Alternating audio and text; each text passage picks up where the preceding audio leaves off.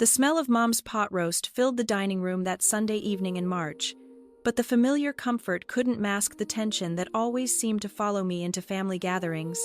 At 29, I had learned to expect these moments, though they never stopped stinging quite as much as I pretended they didn't. "So, Elena," Mark said, cutting into his meat with the precision of someone who enjoyed being the center of attention, still working at that warehouse downtown. His tone carried that particular mix of pity and superiority that had become his signature over the years. I nodded, taking a small bite of potatoes. "Apex Medical Logistics." "Yes, medical logistics," he repeated, sharing a meaningful glance with our parents. "I suppose that's as close to medicine as you'll ever get, right?" Dad chuckled, the sound low and dismissive. "Well, at least she's in the medical field somehow, even if it's just moving boxes around." The familiar knot formed in my stomach, but I kept my expression neutral. These dinner conversations had followed the same pattern for the past 5 years. Ever since I'd quietly left my pre-med program at State University, the family had their version of what happened. That I couldn't handle the coursework, that I'd failed organic chemistry, that I'd finally accepted my limitations and found something more appropriate for my capabilities. They didn't know about the full scholarship to Johns Hopkins that had come through 2 weeks after I'd supposedly dropped out. They didn't know about the accelerated MD program I'd completed in 3 years instead of 4, or about the cardiothoracic surgery residency that had nearly killed me with its intensity. They certainly didn't know about the fellowship in interventional cardiology that had led to my current position. "You know what I think," Mark continued, warming to his favorite topic. "Elena finally realized that medicine requires real intelligence. Not everyone can handle the pressure of actually being responsible for people's lives." Mom reached over and patted my hand in what she probably thought was a comforting gesture. "There's no shame in finding work that suits your abilities, honey. The warehouse job seems steady, and that's what matters. Plus," Mark added with that grin that had always meant trouble, "failed pre-meds make great medical supply workers. At least you understand some of the terminology, right? Even if you couldn't actually cut it in med school." I set down my fork and looked at him directly. "You're right. I do understand the terminology. See? That's the positive attitude we like to hear," Dad said, raising his beer bottle in a mock toast. "Accepting reality and making the best of it. That's maturity." Mark leaned back in his chair, clearly enjoying himself. "Remember when you used to talk about becoming a surgeon? God, that was hilarious. You probably would have fainted at the first sight of blood." "Mark," Mom chided gently, but she was smiling. "Don't tease your sister too much. She's found her place." "I'm not teasing," Mark protested. "I'm proud of her for finally being realistic about her limitations. Not everyone can handle real medicine. Surgery, especially, that takes nerves of steel and lightning-fast decision-making. Some people just aren't built for that kind of pressure." I nodded slowly, cutting another piece of pot roast. "You're absolutely right about the pressure." "Exactly." Mark's eyes lit up with the enthusiasm of someone who thought they'd won an argument. "And the hours. Surgeons work crazy schedules, emergency calls at all hours, life and death decisions every single day. It's not for everyone." "The hours can be challenging," I agreed. Dad leaned forward, apparently feeling left out of Mark's lecture. "And the education requirements are insane. 8 years minimum just to get started, then residency, fellowships." The smartest people I know struggled with that workload. "No shame in admitting when something's beyond your capabilities. Plus, the malpractice insurance alone," Mark continued, clearly on a roll now. "Do you know how much cardiac surgeons pay in malpractice premiums? Hundreds of thousands a year. The liability when you're literally holding someone's heart in your hands. It's enormous." I took a sip of water, noticing how Mark's voice had taken on that lecturing tone he'd perfected since finishing his MBA 2 years ago. His job at the regional bank had given him just enough success to fuel his superiority complex, though he'd never quite managed to make it to the executive level he'd always assumed would come easily. "And the training," Mom added, apparently not wanting to be excluded from the discussion of my limitations. "Medical residency is like boot camp, from what I've heard. 36-hour shifts, being screamed at by attending physicians. You were always so sensitive, Elena. That kind of environment would have eaten you alive." probably for the best that you figured it out before you got in too deep, Mark said, with what I'm sure he thought was kindness. Better to quit early than fail out spectacularly later. I finished the last bite of my dinner and set down my silverware. You're all very thoughtful to be so concerned about the challenges of medical training. We just want you to be happy, Dad said, and I could hear the genuine warmth in his voice beneath the condescension. Sometimes, the best thing we can do for the people we love is help them see reality clearly. Mark raised his beer bottle again. To Elena, for finally finding work that suits her abilities. No more pretending to be something she's not. Mom and Dad raised their glasses to join the toast, all three of them beaming at me with the particular satisfaction that came from successfully managing a difficult family member's expectations. I raised my water glass and smiled back. To finding where you belong, I said simply. After dinner, Mark helped me clear the table while Mom and Dad settled into the living room to argue about what to watch on television. As we loaded the dishwasher, Mark's tone shifted to something more personally concerned. You know, Elena, I've been thinking, you're 29 now, and you seem to have finally gotten your head on straight about this whole career thing. Maybe it's time to start thinking about other goals. I handed him the last of the dinner plates, such as dating, marriage, kids, normal life stuff. You spent so many years chasing this impossible dream of being a doctor that you missed out on a lot of normal experiences. I leaned against the counter, genuinely curious about where this was going. You think I should focus on finding a husband? I think you should focus on building a realistic life, Mark said, warming to his theme. Find a nice guy who works with his hands, maybe someone who won't make you feel bad about the warehouse job. Start a family. Give Mom and Dad some grandkids. That's very traditional of you.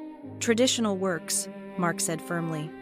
Look at me and Lisa, 2 years married, nice house in Riverside Estates, talking about kids next year. I make good money at the bank, she's got her teaching job. Steady, predictable, happy. I nodded thoughtfully. And you think that kind of stability would be good for me? I think it would be perfect for you. No more stress about careers you can't handle. No more disappointment when things don't work out. Just simple, honest living with someone who accepts you as you are. Mark finished loading the dishwasher and straightened up, clearly pleased with himself for having this heart-to-heart with his younger sister. Actually, I know a guy who might be perfect for you. Dave Miller. Works construction with Lisa's brother. Nice guy. Steady work. Doesn't have unrealistic expectations. Unrealistic expectations, I repeated. You know what I mean. He wouldn't expect you to be some high-powered career woman or anything like that. He'd appreciate having a wife who understands the value of honest work. I smiled at my brother. This man who thought he understood my life so completely. Who had built his entire sense of self on being the successful one in the family. The one who had lived up to expectations while his sister had learned to accept her limitations. I'll think about it, I said. Good! Mark clapped me on the shoulder with the enthusiasm of someone who thought they just solved a major problem. I'll talk to Lisa about setting something up, maybe dinner next weekend, something casual. We joined our parents in the living room where the eternal remote control battle had been decided in favor of Dad's History Channel documentary. I settled into the corner of the couch and half listened to the narrator explaining engineering challenges while Mark regaled our parents with his plans to fix my love life. Elena's finally ready to start thinking about settling down, he announced as if he were delivering particularly good news. I'm going to introduce her to Dave Miller. Oh, that's wonderful! Mom clasped her hands together with delight. I was starting to worry that you'd never get interested in dating Elena. You always seemed so focused on those impossible career goals. Dad nodded approvingly. Miller's a good name. Solid family, probably. Construction work is honest work too. Nothing wrong with a man who works with his hands. Plus, Mark added with obvious satisfaction, Dave won't have any unrealistic expectations about what kind of wife he's getting. He knows Elena works at the warehouse and he's fine with that. No pretensions. I listened to my family plan my future with Dave Miller, this man I'd never met who apparently had the singular virtue of not expecting too much from me. They spoke with the confident authority of people who had finally gotten their problematic family member's life sorted out, and I found myself feeling almost fond of their certainty. The evening wound down with more discussion of Dave Miller's virtues and Mark's generous offer to arrange our first meeting. I hugged everyone goodbye and promised to give serious thought to this new direction for my life. Mark walked me to my car, still full of big brother advice.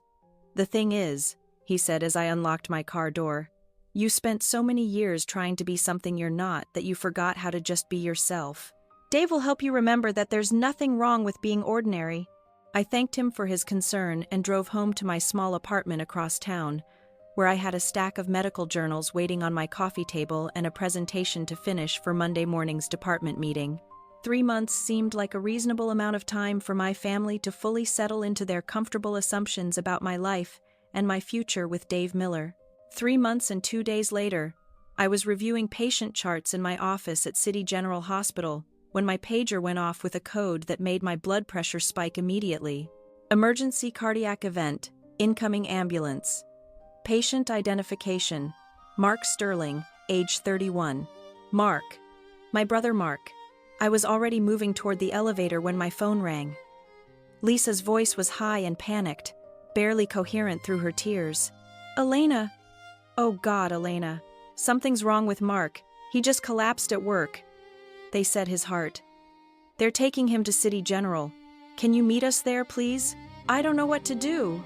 "Lisa," I said calmly, stepping into the elevator and hitting the button for the emergency department. "I'm already here. What exactly did the paramedics tell you?" They said it might be a heart attack, but he's only 31. "Elena, how can he be having a heart attack? And they're doing CPR in the ambulance." The elevator doors opened onto controlled chaos. I could see the ambulance bay doors sliding open, the EMT team wheeling in a gurney with a familiar form lying motionless under a white sheet, monitors beeping, IV bags swinging. Lisa was running alongside, crying and asking questions no one had time to answer. "Ma'am, you can't go back there," a nurse said, gently catching Lisa's arm as the trauma team took over. But she was looking at me, recognition dawning in her eyes. "Dr. Sterling, are you a family member?" I said quietly. "Mark Sterling is my brother." The trauma bay erupted into the controlled ballet of emergency medicine, voices calling out numbers and medication orders while Mark's body disappeared behind a curtain of scrubs and equipment. I stood at the edge of the chaos, watching the monitors, listening to the conversations, automatically translating the medical shorthand into terms Lisa wouldn't understand. Massive anterior wall myocardial infarction, complete LAD occlusion, cardiogenic shock, V-fib arrest. In layman's terms, a major heart attack caused by a completely blocked artery. His heart unable to pump effectively, his heart rhythm gone chaotic and deadly. "Dr. Sterling." Dr. Anjali Gupta, the emergency department attending, appeared at my elbow. "I'm sorry about your brother. We've got him stabilized for now, but he's going to need immediate cardiac catheterization and probably emergency bypass surgery. This is a big one." I nodded, still watching the monitors. "Cath lab available. Dr. Rodriguez is scrubbing in now, but honestly, this is beyond interventional cardiology. He's going to need open heart surgery, and he's going to need it fast. His ejection fraction is down to 15%. Lisa grabbed my arm, her fingernails digging into my skin. "Elena, what are they saying? Is he going to be okay? Why won't anyone tell me what's happening?" I looked down at my sister-in-law, this woman who had been planning to help my brother fix my disappointing life just 3 months ago, and felt the familiar calm that always descended on me in these moments. Someone needed to be strong, and someone needed to make the critical decisions that would determine whether Mark lived or died. "Lisa," I said gently, "Mark has had a serious heart attack. They're doing everything they can, but he needs surgery." "Surgery?"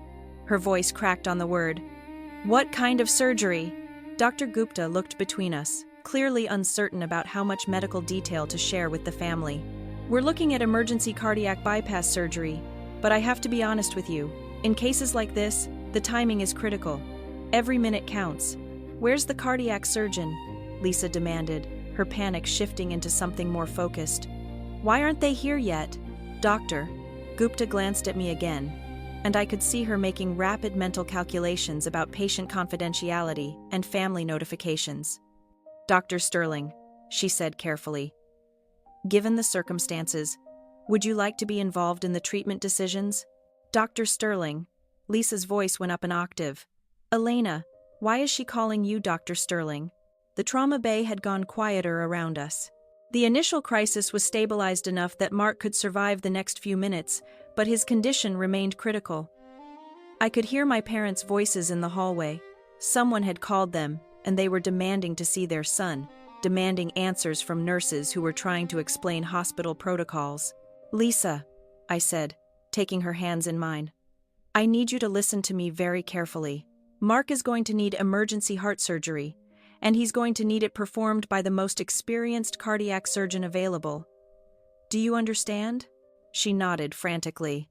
Yes, get the best surgeon. Money doesn't matter, insurance will cover it. Just save him. The thing is, I continued, the most experienced cardiac surgeon available is me.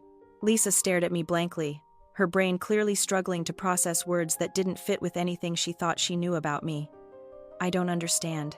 I'm Dr. Elena Sterling, Chief of Cardiothoracic Surgery, here at City General Hospital. I've been Mark's sister and a cardiac surgeon for the past 5 years. And right now, I'm the person most qualified to save his life. The color drained from Lisa's face as the full implication hit her. Behind us, I could hear my parents arguing with hospital security about visiting hours and family rights. But you work at the warehouse, Lisa whispered. I own Apex Medical Logistics, I said gently. It's one of the largest medical device distributors on the East Coast. We supply equipment to most of the hospitals in the tri-state area, including this one. Dr. Gupta cleared her throat diplomatically. Dr. Sterling, your brother's condition is deteriorating. If we're going to attempt surgical intervention, we need to move now. I squeezed Lisa's hands once more and then released them. I need to scrub in. The surgery will take approximately 4 to 6 hours, depending on what we find when we open him up. Doctor, Gupta will keep you updated on our progress. Wait. Lisa grabbed my arm as I started to turn away. Elena, wait. Are you really? Are you actually going to operate on Mark? I paused, looking back at her. Lisa, I've performed over 800 cardiac procedures in the past 5 years. Mark is going to receive the same level of care I would give to any patient, which is the highest level of care available anywhere in this region. But he said, Mark always said you were. I know what Mark said. I kept my voice gentle. Right now, what Mark said doesn't matter. What matters is that his left anterior descending artery is completely occluded, his heart muscle is dying, and I have about 20 minutes to get him into an operating room before the damage becomes irreversible. Lisa nodded numbly, and I left her standing in the trauma bay while I headed toward the surgical suites. As I walked down the hallway, I could hear my parents' voices getting louder. I stopped at the nurse's station and picked up the phone. This is Dr. Sterling.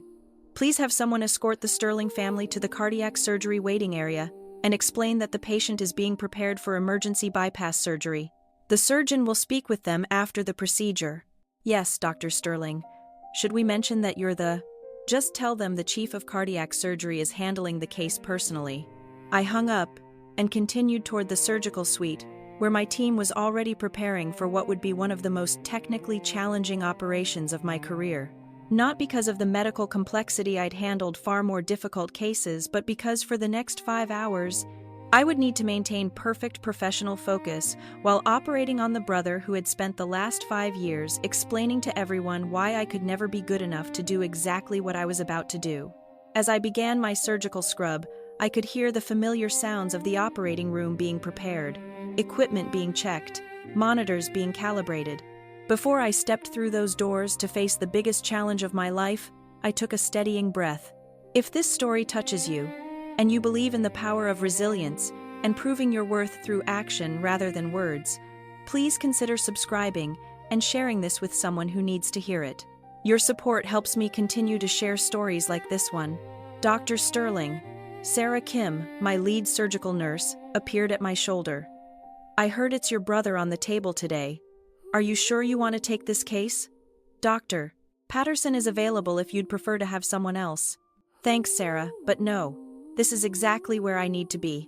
She nodded, understanding without needing further explanation. Okay, then let's save your brother's life. I finished my scrub and stepped into the operating room, where Mark lay unconscious on the table, his chest prepped and draped, his life depending entirely on the skills he'd spent years insisting I didn't possess. "Scalpel," I said, and began the procedure. 4.5 hours later, I emerged from the operating room to find my family clustered in the waiting area. Their faces showed the particular exhaustion that comes from hours of helpless worry. Lisa looked up first, and I could see in her eyes that someone had finally explained to her who I was and what I'd been doing while she thought I was stacking boxes in a warehouse. "Elena," Mom stood up slowly, her voice uncertain. "They said, the nurse said you were." "Mark came through the surgery beautifully," I said, pulling off my surgical cap and letting them see my face clearly.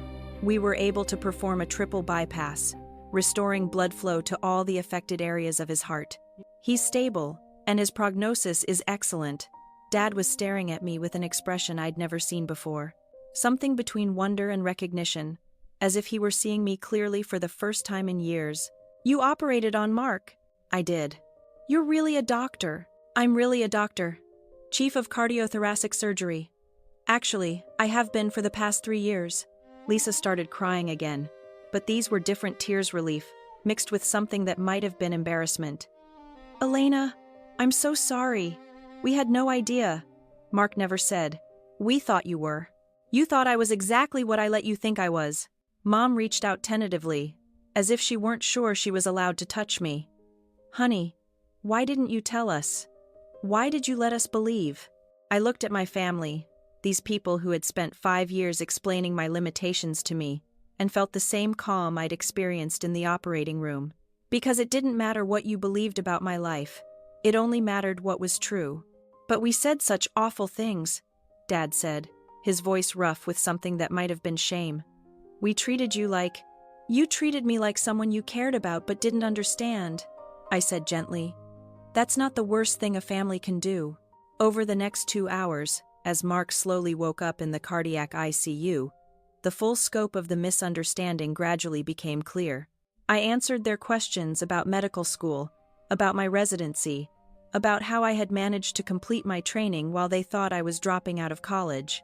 I explained about Apex Medical Logistics, about my position at the hospital, about the life I had built while they assumed I was learning to accept my limitations. Mark's first words when he was conscious enough to speak were slurred but unmistakable. "Did they get the best surgeon?" Lisa took his hand and looked at me before answering. "They got the chief of cardiothoracic surgery." Mark's eyes found mine across the ICU bed, and I could see him trying to process what he was seeing through the post-surgical haze of medications and confusion. "Elena? Hi Mark, welcome back. You operated on me. I did triple bypass. You're going to be fine, but you'll need to make some lifestyle changes. We'll talk about that when you're feeling stronger." Mark closed his eyes, and I could see him struggling with concepts that didn't fit with anything he thought he knew about me, about medicine, about the way the world worked. When he opened them again, his expression had shifted into something I'd never seen from him before. "I'm sorry," he whispered. "You don't need to apologize for having a heart attack." "No, I mean, I'm sorry for what I said. About you not being smart enough. About medicine being too hard. About you being a failure." I squeezed his hand gently. "Mark, you said what you believed to be true based on the information you had. That's not something you need to apologize for. But I was wrong about everything." I looked at my brother, this man who had built his identity around being the successful one in the family, who was now learning that his biggest failure had been assuming he understood what success looked like. "You weren't wrong about everything. You were right about the pressure, about the long hours, about the difficulty of making life and death decisions. You were right that it's not for everyone." Mark managed a weak smile.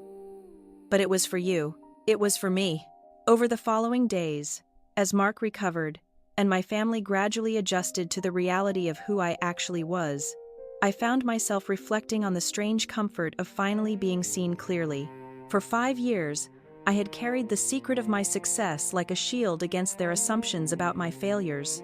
Now, watching them struggle to reconcile their image of me with the truth of my life, I realized that both versions had been real. I was the sister who had quietly accepted their limitations and found work that suited her abilities. I was also Dr. Elena Sterling, chief of cardiothoracic surgery, whose hands had guided Mark's heart back to life when no one else's could have done it. The warehouse worker and the heart surgeon had been the same person all along. My family's inability to see that said more about the stories we tell ourselves about success and failure than it did about any actual limitations in my life. Mark made a full recovery, returning to work with a new appreciation for his mortality and a significantly improved diet. Lisa started asking more thoughtful questions about my actual life, rather than making assumptions about what my life should look like. My parents began introducing me as their daughter, the doctor, instead of their daughter who worked at the warehouse. And I continued doing exactly what I had been doing all along, saving lives, running my business, and quietly exceeding every expectation that had ever been placed on me, whether my family knew it or not. Because the thing about being underestimated is that it only matters if you need other people's estimation to know your own worth. And after 5 years of letting my family believe I was less than I was, I had learned that my value, as a surgeon, as a business owner, and as a person, had never depended on their recognition. It had only ever depended on my willingness to do the work, even when no one was watching. They think Caleb's punishment was too harsh for what they call a family business dispute that got out of hand. But identity theft isn't a family business dispute. Bank fraud isn't a family disagreement that got out of hand. When someone systematically steals your personal information, forges your signature, and obtains $250,000 in fraudulent loans using your identity, that's a serious federal crime, regardless of whether you share DNA with the perpetrator. Caleb gambled that family loyalty would protect him from the consequences of his crimes. He assumed I would be too shocked, too guilty, or too concerned about family harmony to pursue federal charges against my own brother. He was completely wrong. Family relationships don't create immunity from federal law. Trust, once broken by systematic fraud and betrayal, cannot be repaired by simply promising to pay money back or claiming good intentions. And someone who is willing to destroy your financial life to fund their business dreams has demonstrated that they value their ambitions far more than your welfare. I maintained comprehensive digital security because fraud investigation is my profession, but also because I learned early in my career that financial predators often target the people closest to them, counting on family relationships and emotional manipulation to shield them from prosecution. Caleb spent months planning his elaborate fraud scheme, confident that I would never discover it or never have enough evidence to stop him if I did. The security cameras, network logs, audio recordings, and detailed financial documentation proved him completely wrong. Sometimes, protecting yourself means being willing to prosecute the people who are supposed to love you.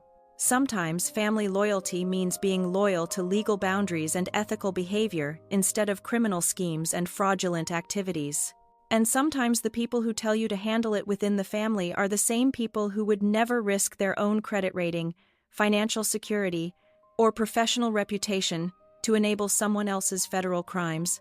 The sound of the warrant being signed that morning wasn't just the sound of justice being served. It was the sound of consequences finally catching up with someone who believed family relationships would protect him from the federal laws he'd systematically broken. They didn't.